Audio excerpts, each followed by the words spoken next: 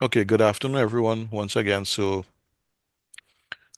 for today's session, as I would have just indicated, we're going to do a couple things. We're going to look at CPR, we're going to discuss it, we're going to look at burns, we're going to discuss it, and that should help wrap up the first aid portion. And then continue with the occupational safety and health. We will look at an introduction to health and safety management systems. Okay, so I want to get straight into the um, first aid videos, and we will discuss it afterwards. So the first one we're going to look at is CPR. Okay, so as soon as it pops up on your screen, let me know, please.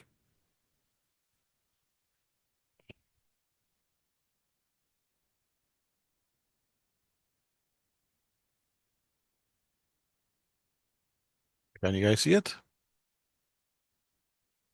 Somebody let me know, please.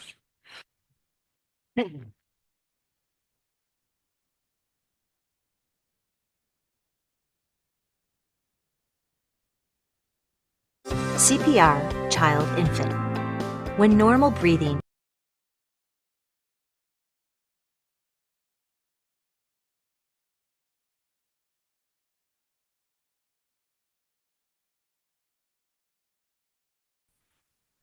Right, so I'm going to restart the video.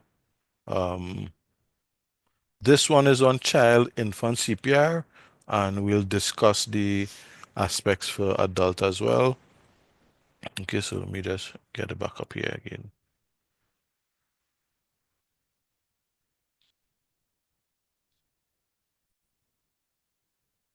Right, so it should be on the screen, all right? Yes, sir. All right, great, good. So, CPR, child infant. When normal breathing and heart function have stopped, CPR can give a life back. This section covers CPR skills for children ages 1 through the onset of puberty. At the end of the segment, there will be a demonstration of CPR for an infant. You will watch as skills are demonstrated and then have a chance to practice along with the video. During those practices, your instructor may give you individualized coaching to help you achieve the best results during practice. Please note that although barrier devices like gloves and face masks are always recommended, you won't see them here.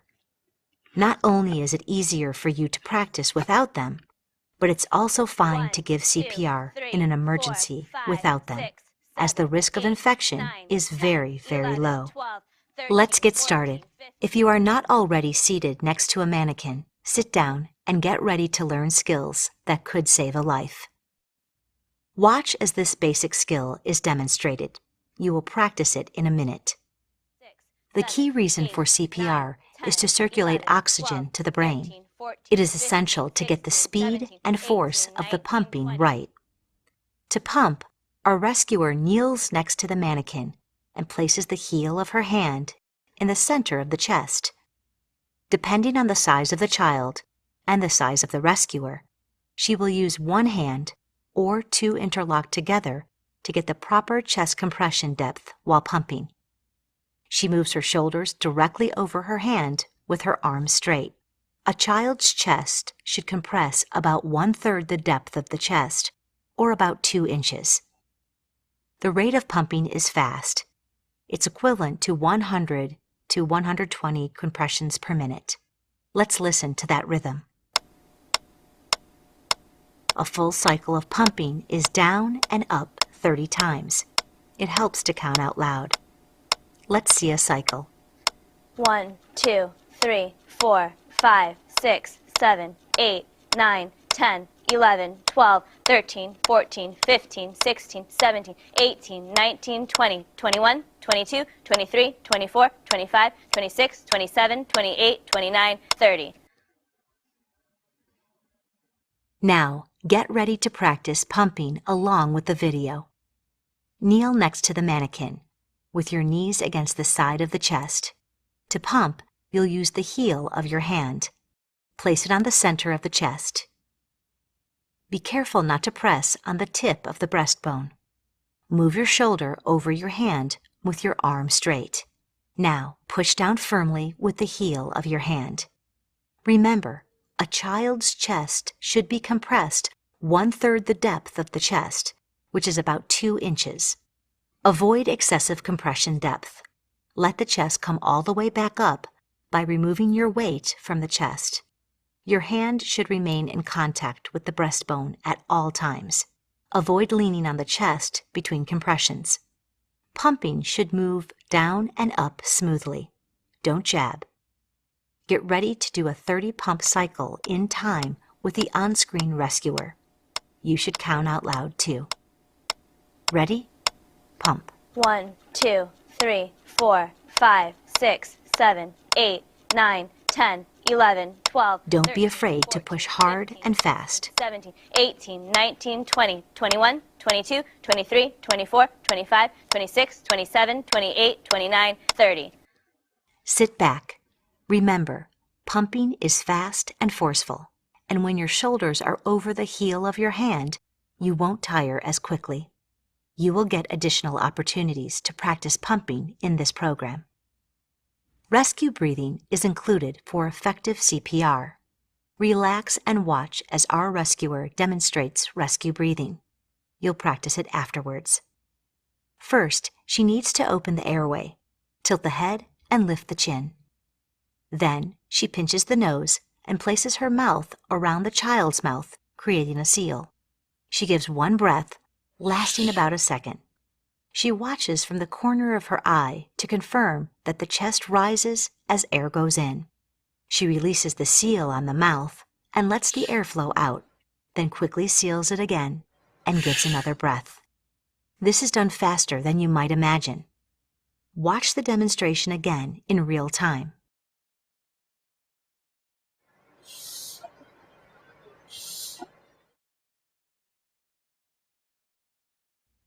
Now, get ready to practice breathing. Kneel next to the mannequin's head. Put the palm of one hand on the mannequin's forehead. With the fingers of the other hand, lift the chin and tilt the head back. This opens the throat to allow air to get into the lungs. Use the hand on top of the head to pinch the nose. Open your mouth wide and cover the mannequin's mouth completely with yours, pressing firmly to make a tight seal. Take a normal breath and blow air into the mouth. It's a quick breath of air with sufficient volume to make the chest rise. Remove your mouth from the mannequin. Take another breath yourself. Now breathe into the mouth again. Take your hands off the mannequin and sit back. This time, let's do it at the recommended pace for CPR. Tilt the head and lift the chin. Pinch the nose. Give breath. Give breath. Remove your hands from the mannequin and sit back. If you hear a hissing sound when you blow, air is leaking out from the nose or the mouth. Be certain the nose is pinched firmly, the chin is lifted, and there is a good seal around the mouth. If you don't see the chest rise during a breath, re-tilt the head and try again. If it still isn't rising, you'll need to check the airway and remove any object you see. You've got the basics of CPR. Now, let's put them together, pumping the chest and rescue breathing. Kneel next to your mannequin and get ready to practice. Position your hand on the center of the chest. Move your shoulder over your hand with your arm straight. Ready? Pump. 1, 2, 3, 4, 5, 6, 7, 8, 9, 10, 11, 12. Keep your shoulder in position over the chest and push down hard with your arm straight. 22, 23, 24, 25, 26, 27, 28, 29, 30. Tilt head, lift chin, pinch nose. Make a seal over the child's mouth with yours and breathe 1, breathe 2. Pump. 1, 2, 3, 4, 5, 6, 7, 8, 9, Press down 10, smoothly. 11, Don't 12, jab. 13, 14, Let the chest 15, come all the 16, way back up. 17, 18, 19, 20, 21, 22, 23, 24, 25, 26, 27, 28, 29, 30. Tilt, lift, pinch. Breathe 1, breathe 2. Okay, sit back and relax. On a real child, you would keep doing CPR until the person wakes up, an AED arrives and is ready to use, or emergency personnel take over. Now that you know the essentials of CPR, let's talk about when to do it.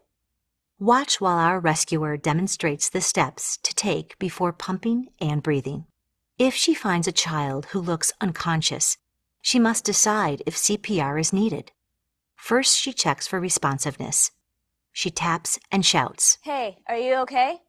At the same time, she is also noting whether the child is breathing or only gasping. A child with abnormal or absent breathing needs CPR. If there's no response and no breathing, she moves to the next step. Call for help. This is essential. If possible, our rescuer will direct someone else on the scene to call 911 and get an AED unit. She picks a specific person and gives explicit instructions. Drew, call 911 and get the AED. If no one is available to make the call and the victim is a child, do 5 cycles of CPR before pausing to make the call yourself. For the purposes of this video, we will only practice directing someone else to make the call. If an AED is available and ready to go, she will use it right away. If not, she starts CPR. Chest compressions are first. She opens the child's shirt and positions her hand to pump. 1, 2, 3, 4. She continues CPR until the person wakes up, an AED is available and ready to use, or help arrives to take over.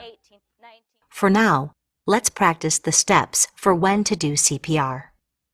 Put a shirt or jacket on the mannequin so you can practice exposing the chest. If you don't have one, just pretend to remove clothing from the chest. Sit next to your mannequin. If you find a child who looks unconscious, you need to find out if they are unresponsive. They could just be asleep. Tap the child on the shoulder and shout, "Are you okay?" Hey, are you okay? At the same time, note if they are breathing or only gasping.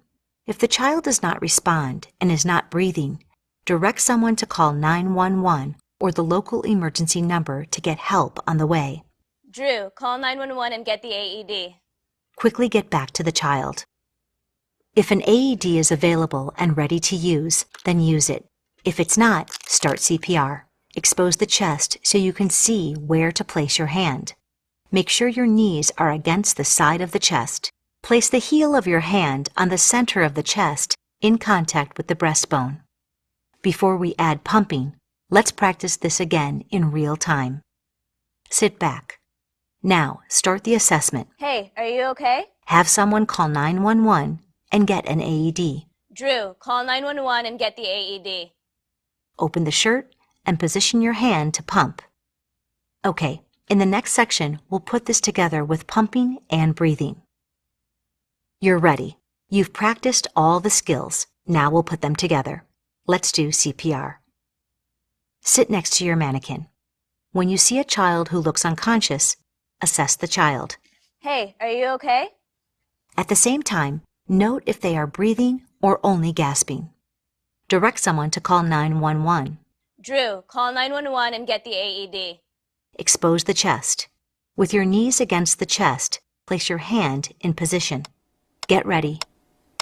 Pump. 1, 2, 3, 4. Each pump should depress the chest about 2 inches. Then let it rise all the way back up, but keep your hand in contact with the chest. 19, 20, 21, 22, 23, 24, Get ready to 25, breathe. 26, Each breath 27, lasts 28, 1 29, second. 30. Give breaths. 1, 2. Arms straight. Pump. 1, 2, 3, 4, 5, 6, 7, 8, 9, 10, 11, 12, 13, 14, 15, 16, 17, 18, 19, 20, 21, 22, 23, 24, 25, 26, 27, 28, 29, 30. Give breaths. 1, 2. Ready? Pump. 1, 2, 3, 4, 5, 6, 7, 8, 9, 10, 11, 12, 13, 14, 15, 16, 17, 18, 19, 20, 21, 22, 23, 24, 25, 26, 27, 28, 29, 30. Breathe 1. Breathe 2. Position and pump. 1, 2, 3, 4, 5, 6, 7, 8, 9, 10, 11, 12. Keep up the pace. 13, 14, Count 15, out loud. 16, 17, 18, 19, 20, 21, 22, 23, 24, 25, 26, 27, 28, 29, 30. Breathe. Pump. 1, 2, 3, 4, 5, 6, 7, 8, 9, 10, 11, 12, 13, 14, 15, 16, 17, 18, 19, 20, 21, 22, 23, 24, 25, 26, 27, 28, 29, 30. And breathe. Sit back. That was 5 cycles of pumping and breathing. Good work. When 2 or more rescuers are available, alternating rescuers prevents a decrease in the quality of compressions caused by rescuer fatigue. After 5 cycles, you may switch who is doing CPR. 3, 4, 5. When doing CPR on an infant under the age of 1, there are a couple of key differences in how the skills are performed. Watch as our rescuer demonstrates CPR for infants. When she assesses the infant, instead of tapping and shouting, she stimulates the infant's foot to check for response. The response can be any vocal sound like crying or cooing or a body movement. At the same time, she assesses whether the infant is breathing. Once she determines that CPR is necessary, she exposes the chest, and instead of using the heel of her hand, she positions 2 fingers just below the nipple line. She pumps at the same rate as for children, but the depth is different. The compression is 1/3 the depth of the chest, or about 1.5 inches. After a cycle of compressions, she tilts the head back and covers the mouth and nose completely with her own mouth and gives 2 breaths, each lasting about 1 second. The volume of air is enough to make the chest rise. If you are alone with an infant or child who needs CPR, complete 5 cycles of pumping and breathing before calling for help.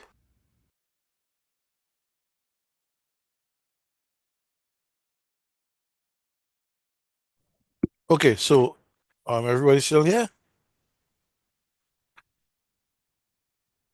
Yes, All sir. right. Let me just see somebody put a message on the chat. Khadija, yeah, or I suspected Miss Thompson was having issues still. Anyway, um, she'll get the recording right. Hopefully, she can log in.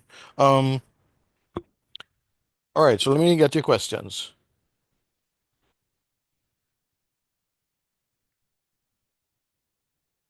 So that was for children and infants, right? Anybody knows what's the guidelines for adults?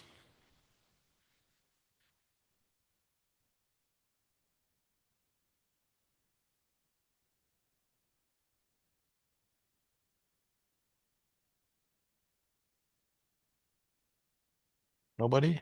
All right. So it is the same 30 compressions, 2 breaths or 2 ventilations, right? And again for 5 cycles. So 1 cycle is 30 compressions, 2 breaths.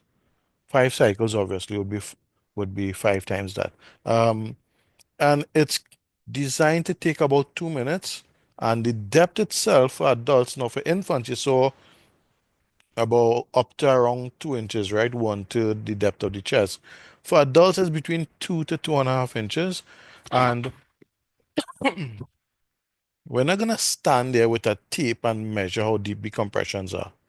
The most important thing if you when you're going to do compressions is body positioning. You landmark the center of the chest. Your shoulders come directly over the chest, so you're gonna do the compressions straight down as opposed to in an angle. And also 2 other things. The driving force should be through the heel of your palm, so it reduces the risk of injury of your wrists and fingers and stuff. But also in that position, keeping the elbows straight, you get a limited range of motion. And that itself, based on the research, has been proven to give you the depth of that you need to go.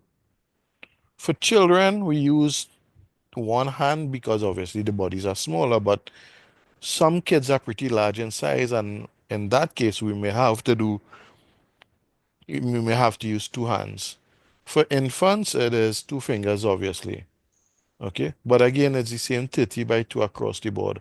Um, and the guidelines have pretty much remained the same from dental when it was updated to the 30 by 2. There have been some minor tweaks um, in terms of ensuring you call for help, alert someone, get the AED, all those things. But by and large, it has remained 30 compressions, two breaths, five cycles, reassess. All right, with emphasis being on getting the compressions done properly. So here's a question for you guys. Anybody here afraid of giving mouth to mouth, meaning giving breaths to somebody? If you have to do CPR, anybody here? Let's be honest, please. One person, yeah. Yeah. Yeah. Anybody else? Mhm. Right, so a couple of you guys. And realistically speaking, it is a genuine concern. So, Alexa Thompson. hi, Miss Thompson, you have a question?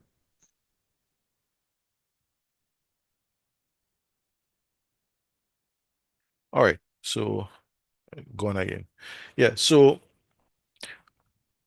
there's a guideline that was put out, and it's probably about 8 years old now, 8 to 10 years old now, right? Where it takes into account the real opinions of people in terms of that fear of getting infected by an illness that the person may have. Okay? It's a real fear. So, again, through research, there was this recommendation where you can do something called compressions only CPR. Okay? So, how many of you guys doing anatomy or would have done anatomy?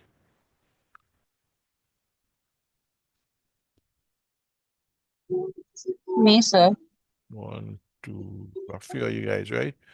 Okay, so three, right? So I'm sure you're familiar with when we're looking at the red blood cell and transporting oxygen and carbon dioxide, all those things, right? So for those of you who've never done it, and if you're not familiar, in our body, we all know what blood is. This red liquid, right? And blood has various functions, one of which is transportation of oxygen and carbon dioxide. Our body requires oxygen, okay, to facilitate the production of energy. We need energy. Okay, just like your car needs fuel, the fuel is converted into energy and this allows the vehicle to move. It's the same thing. As human beings, we need energy to survive. But we have aerobic and anaerobic production of energy. Obviously, with aerobic production, you're going to get a lot more energy being produced. Okay? Right. So, at any point in time, you have blood circulating throughout your body and you have oxygenated blood being circulated. So if you were to stop breathing now, the data has shown we have about 10 to 15 minutes oxygen within our body already attached to our red blood cells. What we need to do is to get this to the brain. Hence the reason we've come up, well, the guideline has been put in place called compressions only CPR. So if you're afraid of infection or you're not sure how to give breaths, you can do compressions, but the compressions must be hard and fast. Again, same positioning, keeping your elbows straight, shoulders directly over the chest. You're going down and up, but it has to be 100 compressions per minute. And the idea is we want to get the brain perfused, meaning we're delivering oxygen and nutrients. The only way you can do that is take over the role of the heart. When you pump the chest, you actually compress the heart between the sternum, the breastbone, and the spine. And this pushes blood out, and as you come up off the you allow the heart to relax, and the chamber is filled with blood again, and the process is repeated with each compression you do. Okay, and it is the best option we have outside of mechanical devices to assist with the circulation of blood to get oxygenated blood to the brain. All right, and again, if you're afraid of infection, you can do compressions only CPR. But eventually, without intervention, without any sort of assistance for oxygenation, the oxygen in the body, in the blood, is going to be used up. Okay, so that's why it's important to get help on the way and get the person to medical help. Okay, any questions on that? All right, so now the reason why I showed you guys children and infants, I know we have one parent in here with an 8-month-old child. We have others as well, right? Some of you may have little brothers and sisters. For adults, it is the same 30 by 2. 5 cycles, you reassess, and you continue. Okay? When would we start CPR? For any pulseless, breathless person. So now, typically in the clip here, in the video, you saw how to check for breathing. But if you guys can remember, a couple classes back, did we go through how to check a pulse? Can you guys remember that? Anybody? Yes, ma'am. All right. So if you can remember that, it should be on the recording as well, I hope, if I remember correctly. Here's a little difference. First aid, and what you saw in the clip, recommends you look for breathing by rise and fall of the chest. The added advantage you guys have is you know how to check for a pulse.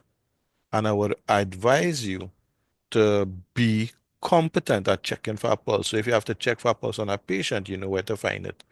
The neck pulse and the wrist pulse, right? With an unconscious person, we check the pulse at the neck, because that's usually the last pulse to disappear. Okay? All right, so any questions on CPR? It's recorded, so when I share the recording, it's there for you guys to review. Okay? All right, what I'm gonna do is, if we have no questions, I just wanna get another clip up and running on burns. And after that, we'll have a discussion again, and we'll take a short break. Okay, and then we'll start. We'll resume. Sorry. So just waiting on the clip for burns to open, and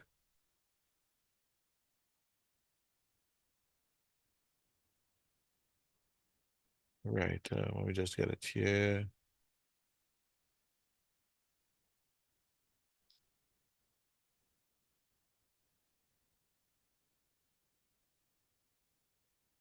Just let me know when it pops up on the screen, please.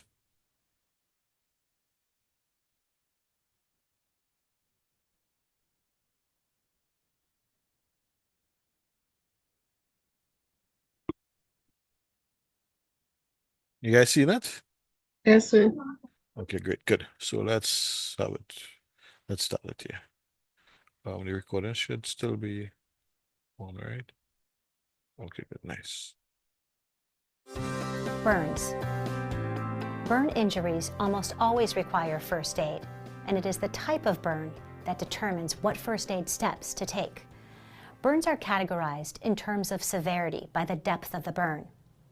First-degree burns, such as sunburn, damage the skin's outer layer. The skin looks red, dry, and painful, and you'll see signs of swelling. Second-degree burns damage the next layer of skin. In addition to the skin being swollen and red, you'll observe blisters, and the victim will experience significant pain. Third-degree burns are the deepest and most severe.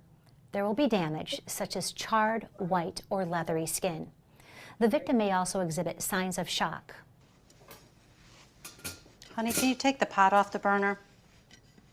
Ow! First aid treatment for all types of burns begins with removing the heat source. For first and second degree burns, immediately cool the burn with running cool or cold potable water, such as tap water, for at least 10 minutes. It's important not to put ice on a burn, as ice can harm the skin tissue. Next, remove constricting clothing or jewelry touching the burn before the area starts to swell. Call 911 in the case of large second-degree burns. Yes, my daughter burned her hand. We need someone to come quickly. We're at 355 North Durham. Thank you. Protect the burn area from friction or pressure with a non-stick dressing.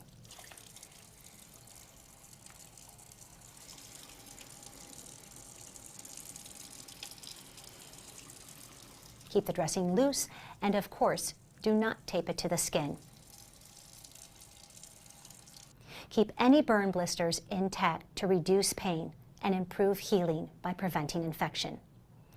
Seek medical attention for burns on the face, neck, genitals, hands, or feet, and for burns involving blistering or broken skin, difficulty breathing, a large surface area, or other causes for concern. Third-degree burns require additional first aid.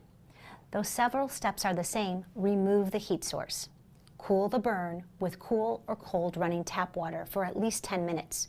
Remove constricting items and call 911. In the case of a large burn, do not cover more than 20% of the body with water and not more than 10% with the child because of the risk of hypothermia and shock. Apply a loose, non-stick dressing to the burn area and do not use cream or ointment. Treat for shock if necessary. Do not give the victim anything to drink and watch the victim's breathing. Two distinct types of burns that you might encounter either in the workplace or at home are chemical burns and electrical burns. They require different first aid procedures.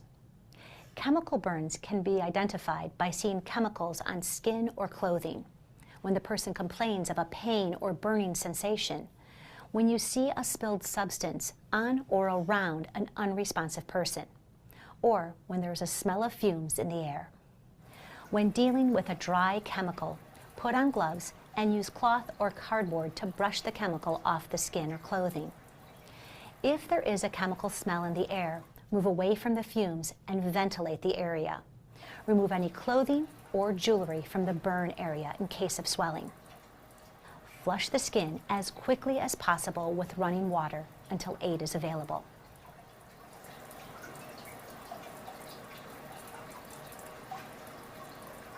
If the chemical is in the eye, flush the eye with copious amounts of running water. You can use a specialized solution if one is available. If you're irrigating without an eye wash station, tilt the head so water doesn't run into the other eye. Call 911. The final burn category we're looking at is electrical burns, and here you need to use extra caution. First, it is important to protect yourself by ensuring scene safety. Do not touch the patient until you are certain the scene is safe and there is no electrical hazard. Expect that a victim of electrical shock may also need CPR. If you notice areas of burned skin and a source of electricity near the person, such as bare wires, power cords, or an electrical device, suspect an electrical burn. Electrical burns may produce both an entrance and an exit wound. The appearance of an electrical burn is no indicator of how serious it is. Electrical burns can look minor, but still cause significant internal injuries. Care for the burn by cooling down the area with water, then remove any clothing or jewelry in contact with the burn and cover it loosely with a sterile dressing. If necessary, treat the person for shock.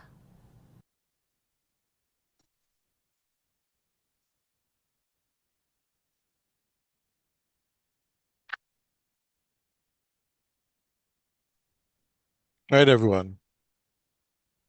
Question time.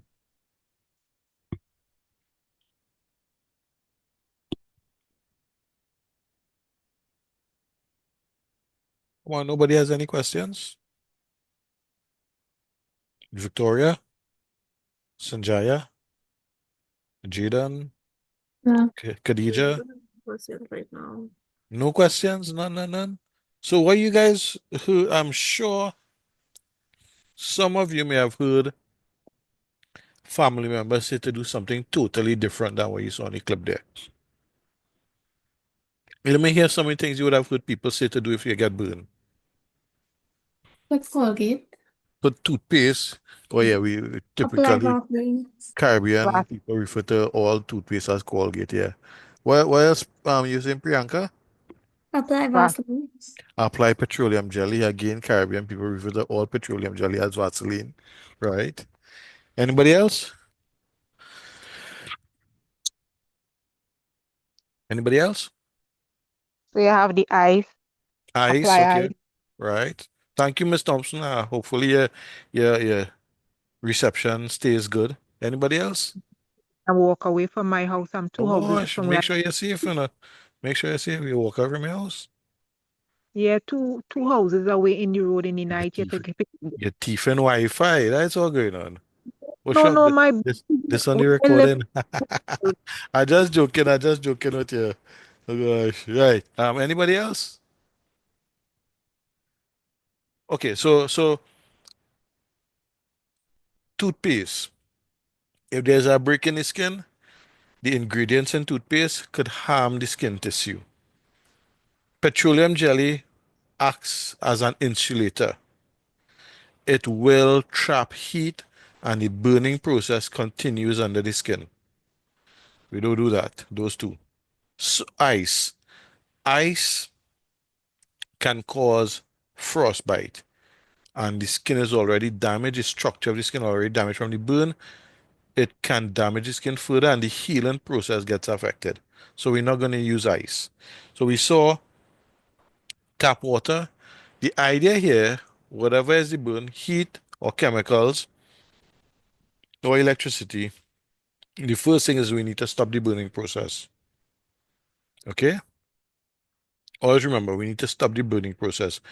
But remember, the area has to be safe for you too, right? Next step, try to, if it's heat, you want to cool the area. Usually 10 to 15 minutes is sufficient to remove the heat source. And because the skin is already damaged, the sensation is being exited on the sensory nerves is gonna pain. Okay? Chemicals, you try to get as much of the skin, try not to get chemicals on you. And the smallest amount that remains, then you flush it with water. The reason you want to brush off as much as possible is because some chemicals, when they react with water, the reaction is exothermic. The reaction produces heat. That's going to make it worse for the person. Electrical burns. Make sure the area is isolated, the power is turned off. You may have to turn off a light switch, you may have to turn off an electrical panel, whatever it is. Electrical burns damages internally, and what you may see is the entrance and exit points, in which case you may have to treat to those. Okay? And that's basically what we do. So what you saw on the clip there is exactly what you'd want to practice. And for your advantage, it is on the recording, so you'll be able to have it. Okay?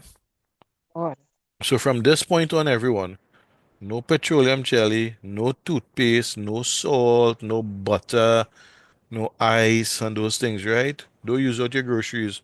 Food already so expensive. Water, okay?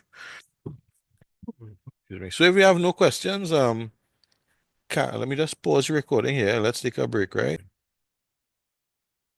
All right, everyone. So I know I said we'd look at HSE management systems, but before that, there's a pretty important just a short PowerPoint. Let me just see how many slides is it. Um, wow. Okay, yeah, this is not short. This is 40 slides, but I don't need to cover all 40 slides, right? I would just need to get to um well, at least just for today, I would probably look to do the first 10 slides. Yeah, 10. All right, so let me get that up and running. And this is actually put into our OSH agency here in Trinidad and Tobago. All right. Again, just let me know once it pops up on your screen, please. Yes, sir. Right, so this is OSH Act 101. It's taken directly from the from let me just get here.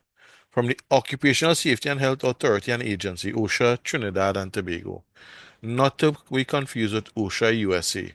All right, both of them look at and are responsible for occupational safety and health in the respective nations. Okay, right. So what is OSHA? Here in Trinidad and Tobago, the Occupational Safety and Health Authority, and its mission is to assure safe and healthful working conditions. So when you see some areas, you would see healthful, and we with going to school and stuff and thinking maybe it should have been healthy. They indicated it's healthful, and okay, no problem. Healthful working conditions for men and women by setting and enforcing standards and by providing training, outreach, education, and assistance. So OSHA in Trinidad and Tobago is charged with ensuring compliance with our legislation.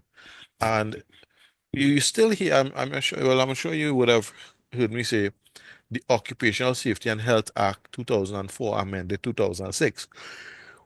That's a long name, right? When you look up under the Ministry of Legal Affairs, you will see it as the OSH Act, or Occupational Safety and Health Act, Chapter 8808 was the 8808, and that's the based on the documentation system. That's the numbers that have been assigned to it.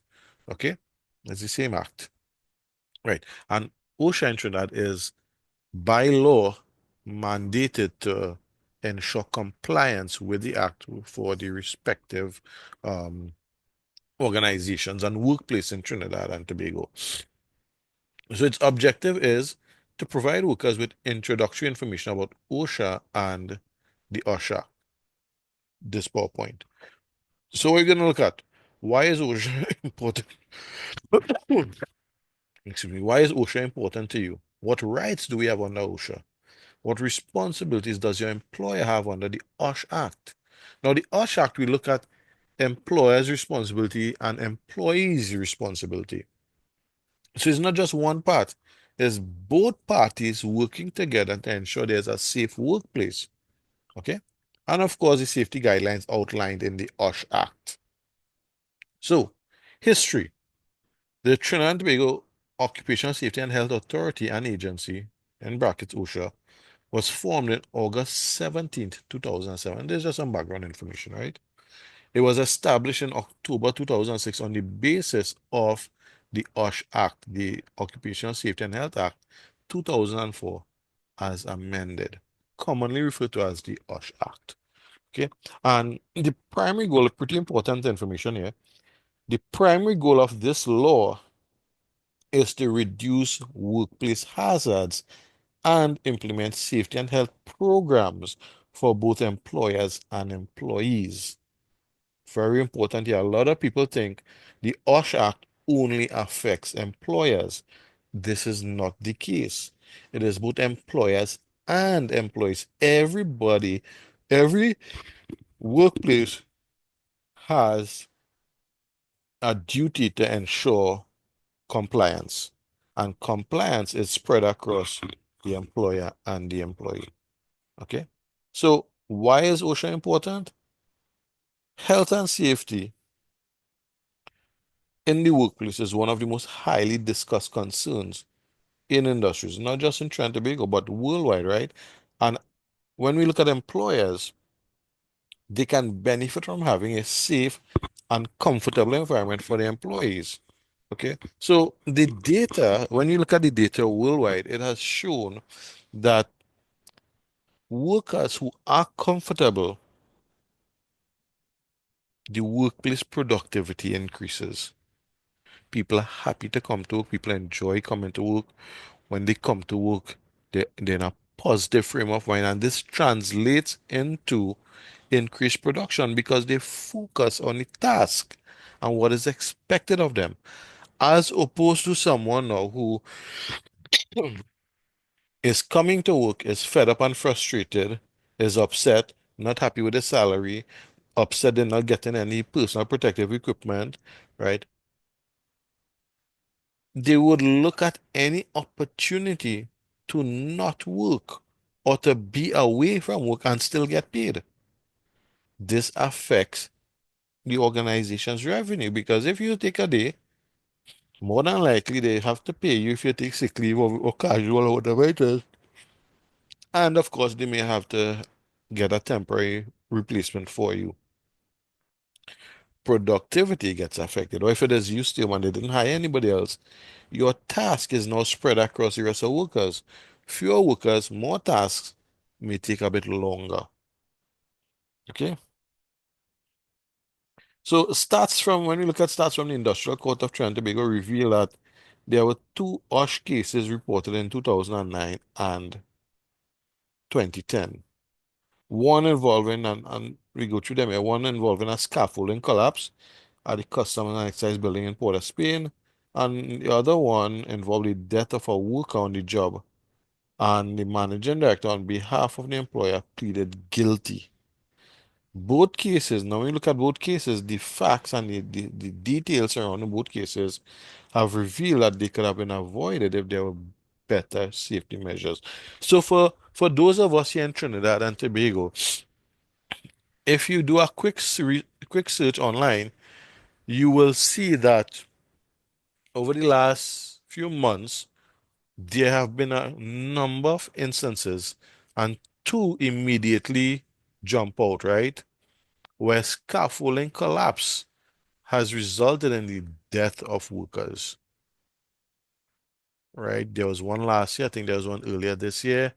There was another one with recently where a guy was in a basket, a cage that was lifted by a forklift, and the gateway to the cage was open, and the worker in the cage was not wearing any safety harness, any fall protection devices, and he fell off the cage and landed on the concreted or the asphalt ground, and he died. Simple measures could have been put in place to save these people's lives. And these are the things we're trying to correct, right?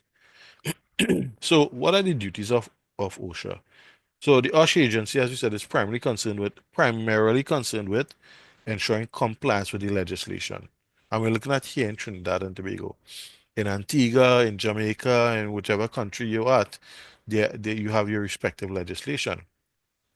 So we have some list of the functions of the agency, and let's go through them. One, enforcement of the legislation. I've said that two or three times previously. Two, investigation, excuse me, investigation of accidents and complaints in industrial establishments or workplaces as defined by the OSH Act. Three, review of machinery reports to ensure defects are corrected before mishap. So they look at your preventative maintenance program and your records of your preventative maintenance program. The idea here is some machineries they're pretty large, and poor maintenance programs or the lack of maintenance could result in breakdowns, and sometimes these breakdowns could result in parts literally coming apart or breaking apart and injuring workers. Okay? For example, a conveyor belt. If it's not serviced, if it's not lubricated, if it's not inspected, you could end up with the gears sticking together. And some workers in their effort to ensure production keeps going might want to try, although it's frowned upon, it's not recommended. They may want to try to see if there's something simple they could do. And in doing so, they may actually end up getting injured. There's the potential for a crush injury and those things, and entanglement. What else? The OSH agency's responsibilities advises the various state agencies, including the Bureau of Standards, the Environmental Management Authority, Tourism Development Company, and the provision of lectures and promotional material to facilitate compliance. Education and training. Provide information, guide you, educate you, so that you can now go and recommend to the workplace, to employers, or to the employees what we need to do as an organization to ensure compliance with the legislation and to ensure we were working towards a safe workplace for everyone. Okay, so workers' rights, employees, what rights do you have? One, a safe and healthful workplace. Two, knowledge about hazardous chemicals. Three, report injury to the employer. You have a right to do that. Four, complain or request hazard correction from the employer. You identify a hazard, you inform the employer, and you could request, you have a right to request the employer to control that hazard. Training. You have a right to file a complaint with OSHA. Nobody is supposed to stop you. Nobody's supposed to attempt to stop you because that is part of intimidation and harassment. You have a right to file a complaint. You have a right to inform OSHA of what hazards you've identified and if it's not being addressed. And of course, you have a right to be free from retaliation for exercising safety and health rights. No one is supposed to retaliate against you, to victimize you, to discriminate you against you. Okay? And let's see number 10 here. So the employer's responsibility, general duties of the employers to their employees, right? One, provision of and maintenance of plant and systems. Ensure your machinery and your equipment is functioning as recommended by the manufacturer. Handling, storage, and transport of equipment, machinery, articles, and substances. Provision of suitable PPE, personal protective equipment. And the PPE is not what you run out in the $10 store if we still at $10 and buy. All PPE is supposed to comply with a particular standard. So here in Trinidad and Tobago, the most common standard we would look at would be from ANSI in the United States, American National Standards Institute. They do a wide range of testing and they issue guidelines for all the various types of PPE. So for example, your safety footwear, your steel toe boots, previously, it would have been the ANSI Z whatever standard, right? Now it's ASTM because ANSI has partnered with the American Society for testing of and ASTM, I think it's for testing of materials or something like that, right? But they have a ASTM standard. For hard hats, there's an ANSI standard. For safety eyewear, glasses and goggles, there's a standard. Face masks, respirators, all these things. Gloves, depending on the type of industry, there are different types of gloves. And there's a standard that these PPE must comply with. Meaning anything manufactured to this standard would have this level of protection as indicated by the standard. Okay. But that's the US standard, ANSI. Canada has the CSA, right? It's Canadian standard. The European Union has the EN standard. Okay. And typically, when you look at the individual standard, it's almost the same thing. There's subtle differences, right? But again, wherever the equipment is manufactured, it's manufactured to comply with that legislation. Some companies may manufacture equipment and PPE and other devices to comply with the ANSI standard. That's all well and good. That's okay. But what we're saying is if your employer is providing PPE for you, typically the major standards bodies we're looking at is ANSI, Canadian standards, CSA, EN, European Union standards, so forth, right? Um, Provision of appropriate information, instruction, training, and supervision to ensure you to help you to ensure you're competent to do your job. You know what you're doing. Provision and maintenance of appropriate access and egress to the workplace. Safe pathways to get into the workplace, and if you need to exit, your egress route should not be obstructed, your access route should not be obstructed. A very common thing that a lot of workplaces do, they see a clear pathway, a clear walkway, and you know what? We'll temporarily put some boxes here while we're moving things around. Suddenly, these boxes stay here for the entire work shift. No, the pedestrian walkway is the pedestrian walkway. It should not be obstructed at any point in time. In the event of an emergency, this might be the route that you have to take to exit the building. Provision of adequate amenities and arrangements for their welfare at work. Drinking water, washroom facilities, okay? Provision of facilities to have a meal, lunchroom facilities, a kitchenette, those things. So that deals with welfare, and welfare has everything listed there. Okay, so when we look at the act and we look under welfare, we'll see all the amenities. No, we don't expect, and OSHA does not expect the employer to provide a 6-burner stove and a full kitchen for you to go and cut up your chicken and season it, and next thing you have the pot and your chunking to make curry chicken or stew chicken or whatever it is you're cooking, right? No. But they expect you should have drinking water. There should be a facility for you to sit down and eat. Okay. Um, there should be a fridge if you need to put your food and a microwave. If you put the food in the fridge, there should be a microwave or some means of reheating your food.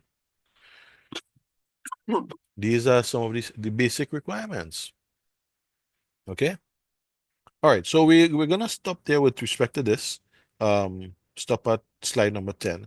Next class, we'll start on slide number 11, rights of the employees, right, to refuse work where safety or health are in danger. And then we'll go down until we cover all 40 slides. So let me just stop the share here. All right. So this is in the recording, but I will also I'll upload the entire PowerPoint onto the e-classroom so you guys could have it, and if you want to review it. Okay. Any questions? Yes, sir. Yeah. Um, I just want to know for this class, I think I'm getting mixed up with all the classes, but I just asked instead for this class. When is midterm? Right. I will discuss that at the end of the session. Okay. Right. Somebody asked that already. I'll discuss that at the end of the session. Okay. All right. Let me just see if I get the other PowerPoint up here. Right. Let me get straight into it. So we're looking at now, we're moving on to HSE management systems. And again, this is just a 1 semester program. So all I can really do is touch on an introduction to the HSE management system. Because if we were to go into great detail, this 1 semester would only allow us to delve into the management system, and we wouldn't be able to look at management of hazards, control of hazards, risk assessments, JSAs, JHAs, all these things, right? So today we're going to briefly run through HSE management systems with an emphasis or particular attention on ISO 45001 and HSG 65. Okay, good. So let's get into it here. It's 20 slides, so give or take 20-25 minutes. So the first thing is, what is an HSE management system? As you see here, it is a structured framework. It's defined as a structured framework that helps organizations manage health, safety, and environmental risk systematically. And we're looking at work. Now, organizations may have a risk assessment policy. They may have a preventative maintenance policy. May have a policy on training, on PPE, on leadership, right? on organizational compliance, hazard management and mitigation, all these things. But what the management system does, it helps bring order to the entire framework. Okay, it brings order and it brings a sequence. So it allows for clarity and ease of understanding by separating the various components into different sections. Okay. Utilizing the HSE management system helps to ensure compliance and continuous improvement and protection of people and the environment. By utilizing the framework, right? And typically in occupational health and safety, we use what we call a PDCA cycle. Plan, do, check, act. Plan what you're gonna do, you're gonna do it, you check to see what its effectiveness and if there's any changes that need to be done. And of course, you act on that, you make the necessary changes and you repeat the cycle. It's a cycle. Okay. And this is the simplest format that a management system would follow. And it's been found to be working effectively worldwide. Okay. So the purpose of a HSE management system to prevent workplace injuries and illnesses, management of hazards, to improve the safety culture. We're looking at people's attitude, behavior in the workplace. A positive safety culture is what we want to achieve. When we have a positive safety culture, we go back to what was on the previous PowerPoint with respect to increasing productivity. People are happy to come to work. People feel comfortable coming to work. Okay? Ensure legal compliance, a critical component. Compliance with whichever is the legislation in the respective country.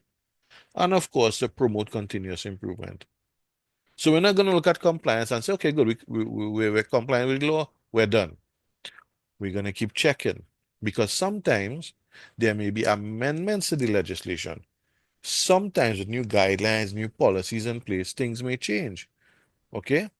So along the way, we have to continuously assess the organization and identify where the areas of improvement are needed.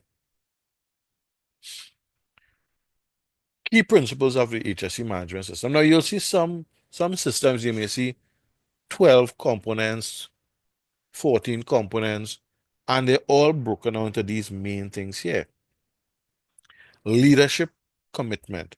So commitment from the leadership of the organization of their interest and their desire to ensure we have a safe workplace. Worker participation is not just about the employer. The employees who are the ones doing the work, who are the ones doing the daily grind, must be involved in this management system and they must have buy-in into this management system to ensure that they can execute their work task in a safe manner. They can observe and identify hazards and bring it to management's attention so that it can be addressed. Risk management, processes in place to identify risks and implement the appropriate control measures. Sometimes, remember last week when we looked at the hierarchy of controls, elimination, substitution, engineering control, administrative control, PPE, all these things, right? Why all these things on paper looks good. But when we're looking at risk management, there's the people factor and there's the cost factor. And we have to look at that and balance it. Hence, there's this term, reasonably practicable. Trying to balance managing the risk with the cost of managing the risk. Now, sometimes managing the risk, if we can totally eliminate the risk, it's absolute, it's great. This hazard is gone. But sometimes the cost associated with removing the hazard may be so so much it can be termed cost prohibitive because it may affect the profitability, it may affect the effective, not effective, it may affect the bottom line of the organization. And we have to find other ways. So now we look at maybe substitution or engineering control, which may now actually be reasonably practical be in terms of balancing cost and ensuring the workplace is safe. Continuous improvement, quality assurance, continuously analyzing what is done, identifying the strong points, identifying the weak points, and developing strategies to manage the weak points, manage the areas that you need improvement. Compliance with laws and standards. I mean, that goes without saying. Whatever policy, whatever processes, procedures you have in place must always comply with the applicable legislation of the country that it is being implemented in.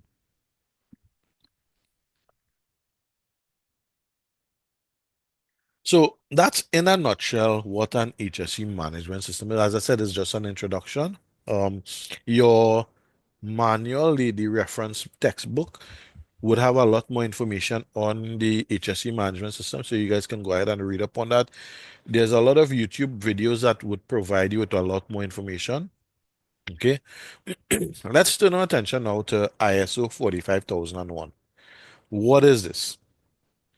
ISO 45001, as you see here, is an international standard for occupational safety and health, occupational health and safety management system. Previously, there was one called OSAS 18001 and 18002, which was used extensively by many organizations. And here in Trinidad and Tobago, OSAS 18001, 18002 was used by everybody who was going for STOW certification. STOW is a project of the Energy Chamber in Point Lisas, where they were looking at, they have this concept called safe to work, right? And all these organizations who working in the industrial sector in Trinidad and Tobago, they, in order to be STOW compliant, they needed to have a management system and implement it. And the framework is actually based on the concepts and the guidelines of USAS 18001, 18002. And hence the reason why I said it was used extensively. But now, I think it's about maybe 3 or 4 years, possibly 5, ISO 45001 is in place and that has replaced the OSA standard. So now a lot of organizations have been migrating to ISO 45001. Those things are all well and good, but ultimately the law of the land, compliance with the OSHAP is what we want to achieve.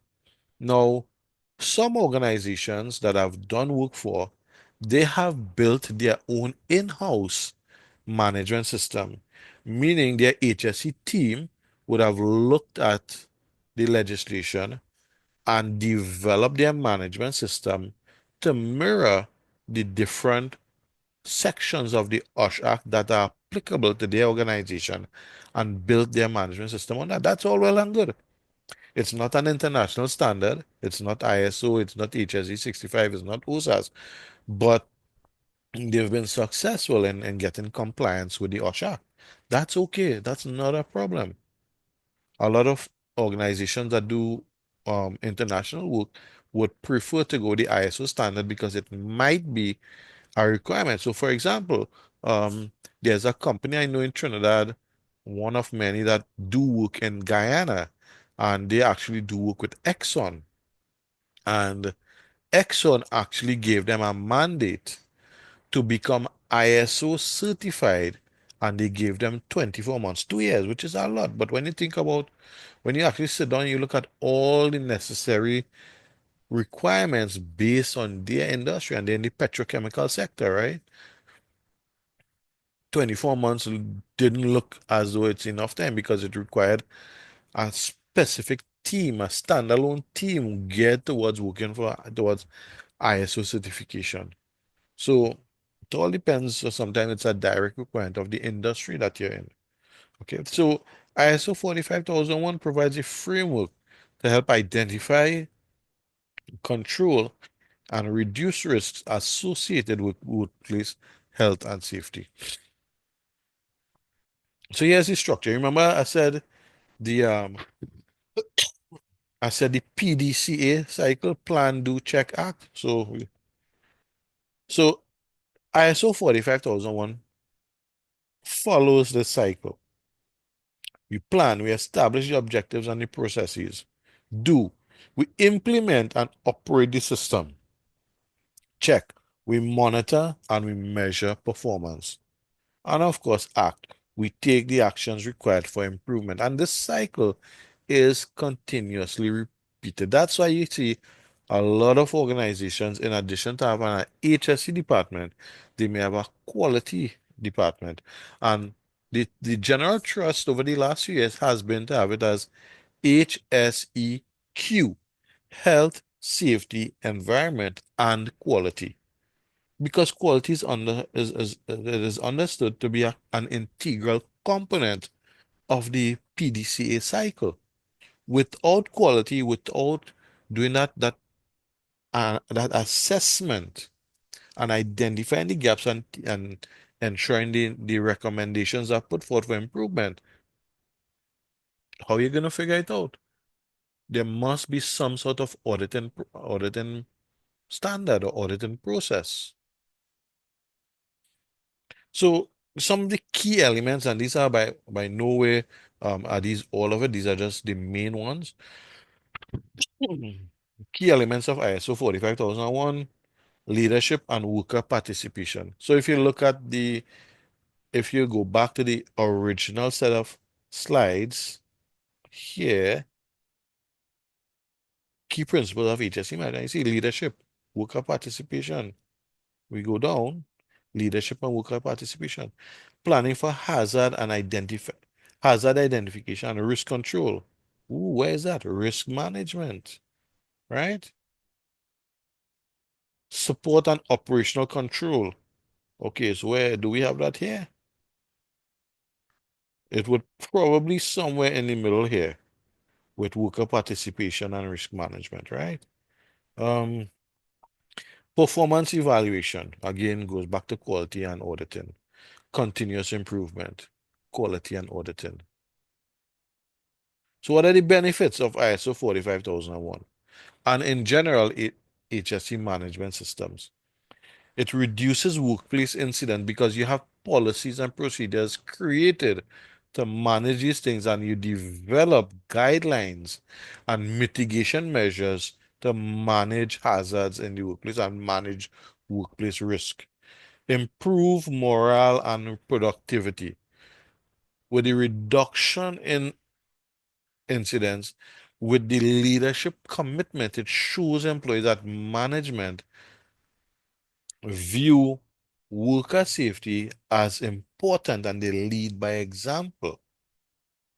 So it gives you the impression that the employers are genuinely concerned about your well-being, and that itself has the effect of improving your morale and may actually change some people's beliefs about the employer.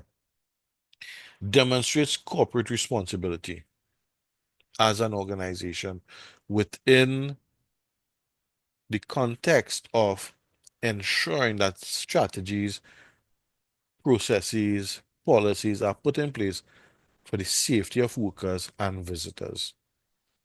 Enhances your reputation and compliance. People now look at the organization as a leader, as one that is serious about worker safety, serious about workplace compliance. So, I mean, this is being recorded, so I'm not going to mention companies. I can tell you, I could probably mention about 10 companies in Trinidad and Tobago who just have HSE documentation because they need it for compliance. And a lot of us in the industry know who these companies are and would not want to work for these companies. But there are On the other side, I could tell you 10 to 15 companies who are serious about HSE compliance, are serious about worker safety. And these are companies I would enjoy working for. I would enjoy working with. I would enjoy doing work with.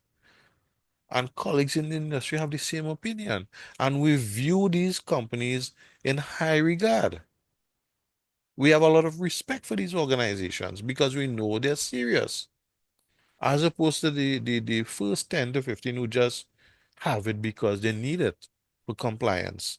And we know it's just occupational safety and health on paper, and on the work in the work floor or on the work floor is something totally different. Anything goes.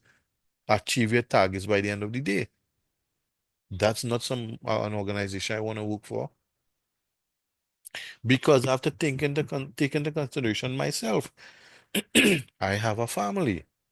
What if something happens to me at work and I am unable to go to work again? How does that affect my bills? How does that affect my family? My daughter is in school. How does that affect us? Thankfully, I don't have a mortgage, but what about those who have mortgages and unable now to go to work because of an incident that could have been prevented? Right. So that's ISO 45001. We also have another management system called HSG 65. Now, HSG 65, it is the UK, the United Kingdom's Health and Safety Executive Guidance on managing for health and safety. So, in the UK, the organization charged with ensuring compliance with the legislation is the HSE, Health and Safety Executive. And the primary legislation in the UK is actually called the Health and Safety at Work Act of 1974, or HASAWA as it's abbreviated to. Of course, it would have been updated and amended from 1974 to now. Okay, but yes, HSG 65 is the UK's guidance for managing health and safety. And it's based on, again, take a look at this. It is based on the Plan, Do, Check Act. And we have organizations in Trinidad who would have followed this HSG 65 guidance, and they've gotten store certification, they've gotten approval, they are compliant with the OSH Act. So it's your choice which one you want to use. Okay. The majority would have used are actually now migrating to ISO 45001, but we have quite a few of them who have used the HSG 65 model. Okay. And its structure, again, plan, do, check, act. Establish policies and objectives. Implement plans and risk controls. Check, you measure your performance. And of course, you review to improve the system. Same concept as ISO 45001. Same concept if you go back to OSAS 18001, 18002. Okay? So the key elements of HSG 65. Policy, you must have policies in place. Organizing must have a structure and rules and responsibilities for each level in the structure. Planning and implementing. Okay? Plan how you're going to do it, and then you implement it. You measure the performance, review the performance, auditing and continuous improvement, all designed to ensure the organization is compliant and each occupational health and safety is managed properly. Again, it's within the Plan, Do, Check, Act PDCA cycle. Right. What are the benefits of HSG 65? It is simple. It is a simple and practical framework. It encourages worker participation from all levels. It improves legal compliance and builds a proactive safety culture. Comparing both of them now, ISO and HSG 65. Both the systems they promote continuous improvement and risk management. Once they follow or comply with the PDA cycle, you're going to have that. ISO, however, is an international standard and can be certifiable, meaning you can actually be audited by an international group. And once you're found compliant, you receive a certificate of compliance that you can use for your business as a marketing tool, especially when you're in the industry where you're competing against many other organizations who offer the same services. HSG 65, however, is a UK guideline, excuse me, and it is non-certifiable. That's a major difference here. Your management system can be done in accordance with the HSG 65 model, but it is not certifiable. Both, however, align with the PDCA cycle and promote leadership, planning, and review. So when you look at both of them, it requires management or the leadership's commitment. It requires worker participation. It requires a serious system to be put in place to review risk and hazards and develop strategies and policies and guidelines and implement them to manage workplace risk and hazards. And of course, there's a quality and continuous improvement aspect of the both systems. Excuse me. So policy and leadership. Strong leadership sets the tone for a safety culture, encouraging worker to participation, leading by example, setting an example for others to follow. If you come to work and you see your team lead or your manager being a part of the work that's taking place and actually following the policies there, then hey, you know what? If he's doing it, I should do it. But if you come and see your GM on the floor, no safety boots, no PPE, and in the same production facility as you, then if he could do it, why or what's the difference with me? Just because I'm a floor worker? Just because I'm part of the production team? No. People now started gradually disobey the PPE guidelines. Management commitment and clear HSE policies are vital for success. That leadership and commitment and leading by example, showing others if I want you to do it, I need to do it. Planning and implementation. Identify hazards, assess risk, and implement controls.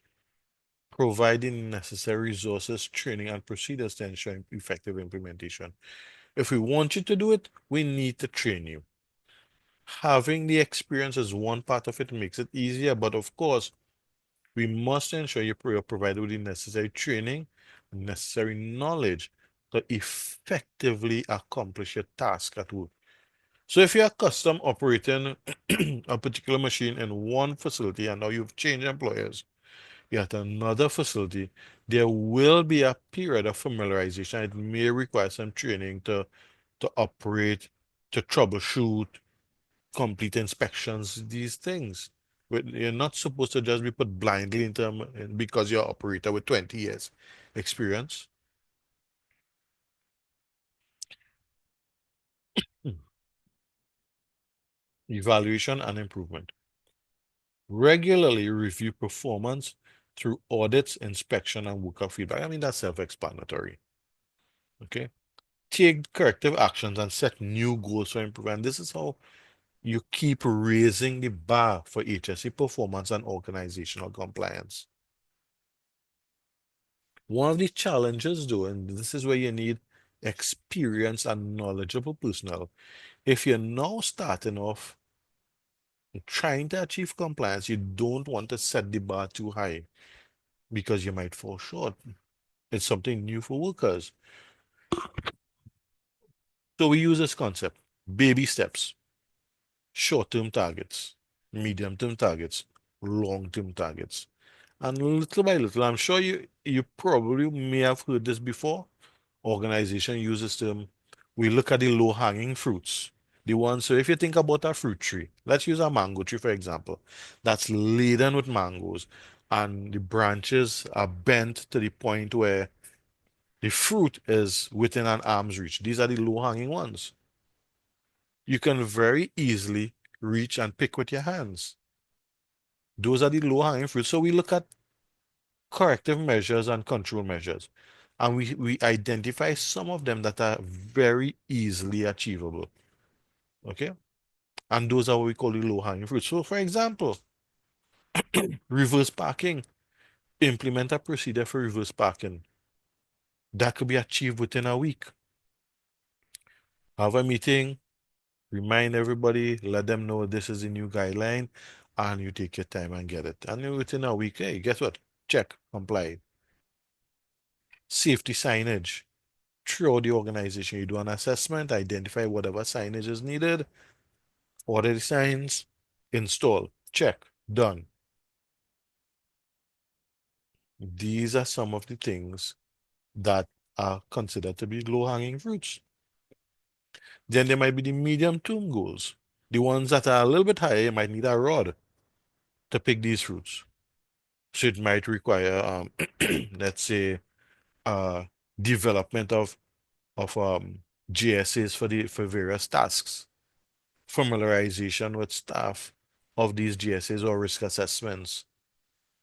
Okay. And then, of course, we have the long-term goals, which are the higher ones, which might actually require to climb the tree or to get longer rods to pick.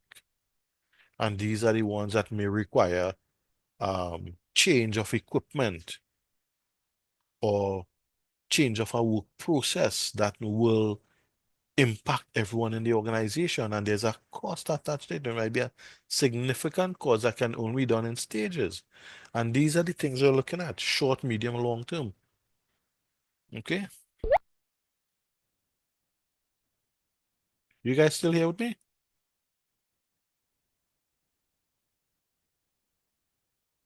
I'm not hearing you. Yes. Right. Well, we're almost done. Yes, sir. Yes. And I know you guys had a long day, so we're almost done. Just about 3 slides again.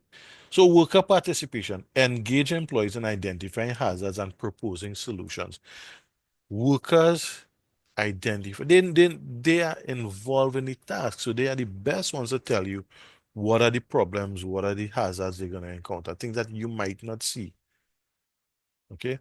Participation builds ownership and strengthens the safety culture. So a worker identifies a hazard and suggests a corrective measure, and get management to implement it. This worker would know in their mind, hey, you know what, I raised this issue, I need to comply with this. And of course, as multiple workers do that, gradually they take ownership of this. Common challenges in HSE management, nothing is ever 100%. Nothing works perfectly all the time. We have challenges. That's why it's always work in progress. Lack of management commitment. Management says, yes, we want you to do this, that, or the other, but they are not providing the commitment, whether being physically present, providing the necessary funding, or leading by example. Poor communication, this will affect everybody. One department is not liaising and sending the necessary information to our next department. Um, HSE is not guiding the organization properly. Policies are not being properly communicated. Implementation of directives without communicating to all levels of the team. Inadequate training, self-explanatory. Resistance to change. People are accustomed doing it this way. So you know what? I don't want to change it. I know how to do it this way. Right? And part of it is, what if I make a mistake? I might get fired. This is where management's commitment and leadership to the organization to allay the fears that workers will not be sent home for errors whilst implementing a new policy or a new guideline or a new process. Limited resources, finance and other resources, always a challenge. So it might mean you have to structure your implementation over a longer period of time, but you do a little at a time, gradually you'll get it done. A lot of organizations don't have millions of dollars to just throw at HSE and get compliance. It takes time and it is costly. So, summary of the key points. HSE systems provide a structured way to manage risk. We know that. ISO 45001 and HSG 65 follow the PDCA cycle. We know that. And of course, leadership, participation, and continuous improvement are essential. They are critical. We know that. Okay, I think that is it. Yeah. Okay, great. So, as I said, that's introductory information on health and safety management systems. There's a document I'll share with you with a lot more information. Just have to get it from the COSTAT folder I have, and I'll upload it to the e-classroom. Of course, you can review in more detail with the e-textbook that you guys would have gotten. Okay. All right. So let me stop the recording. Actually, no. Before I stop the recording, you all were asking about the midterm assessment. All right, so we can look at, I was thinking about uploading the exam, and it'll be a short term, it'll be a multiple choice exam. Um, I was thinking about uploading it Friday night, having the exam open on Saturday 1st of November, and let it close on Sunday the 2nd of November. So it'll open at 12, well, just after midnight on Saturday the 1st, 0001 a.m. and it'll close at midnight on Sunday. And you'll have an hour. So once you start, you have an hour to complete it. And it's a pretty simple assessment. It will be mainly on first aid because the first aid is the majority of what we would have covered. What we would have covered in the initial part of the semester. And the we'll look at also hazards and the hierarchy of controls, right? So first aid, what we've covered, hazards and hierarchy of controls. Those are the main things that would be that I will prepare this midterm assessment on. And I'm thinking instead of an hour, I'll probably set it for 2 hours, but it'll be pretty simple for you guys. Okay? Let me just stop the record, pause the recording here.